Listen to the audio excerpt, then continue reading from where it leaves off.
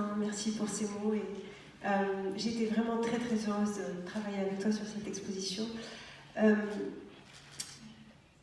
D'abord, je connaissais bien sûr la Punta della Dogana comme un lieu d'exposition. J'avais vu les précédentes expositions. Et c'était fascinant de redécouvrir ce lieu quand on sait qu'on doit y présenter des œuvres. J'ai eu, comme vous, un flash quand j'ai découvert ce lieu autrement. C'est-à-dire que quand on expose une œuvre, quand on installe une œuvre, on imagine autrement le lieu et on le considère autrement. Et il s'avère qu'en fait, j'ai eu quand j'ai traversé la Punta della Dogana, je me suis rendu compte combien ce lieu était entouré d'eau. C'est peut-être banal de le dire, mais en fait, c'est comme une proue de bateau et qui change constamment. La lumière est totalement se métamorphose à chaque moment, à chaque minute, à chaque saison. Il y a aussi tous ces éléments naturels, atmosphériques, ces variations climatiques que peut générer le vent, que peut générer aussi le brouillard qui est comme un être vivant qui traverse parfois la Punta. Et tous ces éléments, en fait, m'ont conduit à considérer et à chercher avec les œuvres que nous présentons dans l'exposition que nous avons fait avec Martin, de révéler le lieu, de montrer la capacité de ce lieu à présenter des œuvres, mais aussi à se métamorphoser. Donc c'est une des raisons pour lesquelles on vous propose de venir à différents moments, parce que c'est vraiment une exposition qui va sans cesse changer au gré des lumières, au gré des jours, au gré de la matinée et de l'après-midi, mais aussi au gré des saisons. Et c'est ce qui m'a conduit aussi, en travaillant avec Martin sur cette exposition, de me rendre compte qu'en fait, la poésie de Etel Adnan est très proche de tous ces éléments atmosphériques, de ces variations climatiques. Si vous lisez Sea and Fog, ou si vous lisez Night, Seasons, ce sont tous des poèmes qui parlent de ces éléments naturels qui nous traversent, qui sont invisibles, mais qui finalement transforment un lieu, changent notre humeur, métamorphosent notre rapport au monde, etc. Et c'est ce qu'on a essayé de faire dans cette exposition. Donc c'est librement inspiré de Etel Adnan, mais pas du tout, on n'a pas du tout cherché à être littéral. Par rapport à son œuvre, on a plutôt cherché à créer des prolongements plastiques par rapport à son œuvre.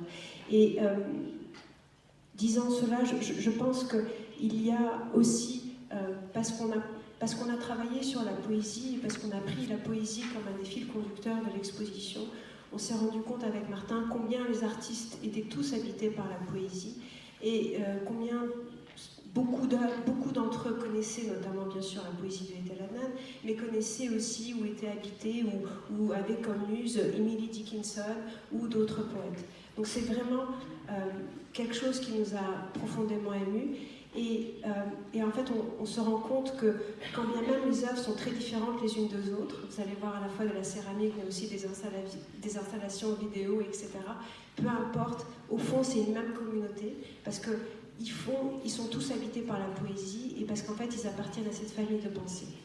Il y a aussi, comme le disait Martin, ces affinités électives, ces amitiés entre artistes. Et ce qui a été très beau aussi en travaillant sur cette expo, c'est de se rendre compte qu'on a sollicité des artistes qui sont entre eux déjà amis. Bien sûr, Philippe Parreno, Henri Sala, Dominique González-Foster sont évidents en Europe, mais il y a aussi Rebecca Quaitman, qui est très amie avec Lise Dechaine, qui est elle-même très amie avec Trisha Donnelly.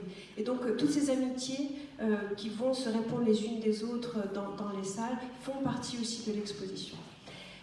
Alors, le parcours se déploie autour de trois thèmes qui viennent un peu fédérer le parcours, mais j'espère qu'il y aura encore d'autres entrées possibles et d'autres manières d'appréhender cette exposition, indépendamment des trois thèmes ou des trois sujets ou des trois fils conducteurs que je vais vous citer maintenant. Et qui trouvent en fait leur matrice dans cette petite exposition que j'avais faite au musée Saint-Laurent l'année dernière à Marrakech, autour de Etel Adnan et Simone Fattal, c'est-à-dire qu'il y a l'idée de la conversation entre artistes, qui n'est pas nouvelle, qui a toujours existé. Les artistes ont toujours collaboré, ont toujours travaillé, ont toujours échangé. Et au fond, Etel Adnan et Simone, qui se sont rencontrés en 1972, sont à la fois ensemble, mais aussi ont souvent collaboré, mais sans le dire. Et donc c'était la première fois qu'elles ont accepté une collaboration directe et publique. Et donc on a pris cet élément comme premier fil conducteur. Le deuxième fil conducteur, c'est l'idée de la mémoire du lieu.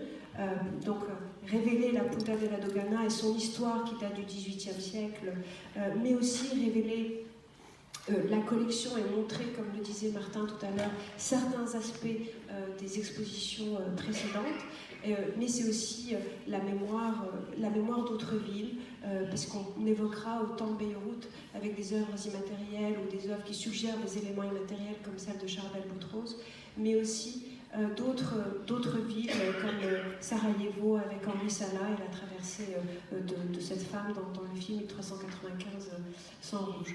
Le troisième fil conducteur qu'on peut aussi évoquer, c'est celui que j'évoquais tout à l'heure autour de la poésie.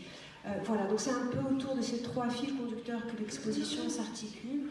Et avant de vous inviter peut-être d'aller voir les expositions, parce que je pense que c'est ce qui est le plus intéressant,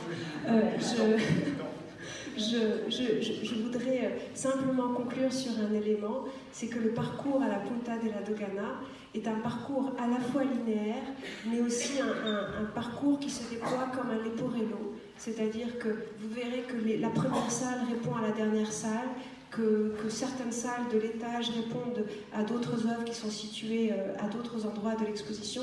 Et donc, quand bien même vous pouvez ou pas vous perdre dans la Punta de la Dogana, vous verrez qu'il y a des jeux de correspondance aussi sur la lumière, entre la lumière diurne et la lumière nocturne, et qu'il y a des salles fermées, des salles ouvertes, et que c'est... voilà. Je pense que je vais m'arrêter là. Merci beaucoup.